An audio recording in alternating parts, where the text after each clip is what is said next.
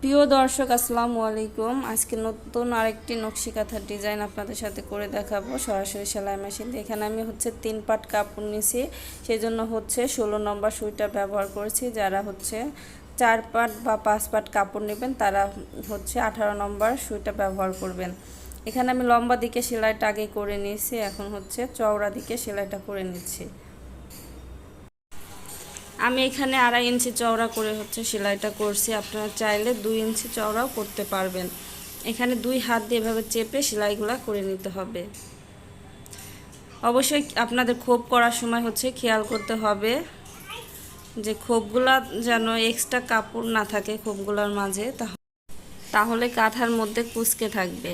এখন আমি ডিজাইনটা আপনাদেরকে করে দেখাবো। এটা আমি লম্বা দিক থেকে সেলাইটা শুরু করছি। এখানে আমি 2 হাত দিয়ে দেখেন কাঁথাটা একবার সামনে পিছনে করে তারপরে সেলাই করছি।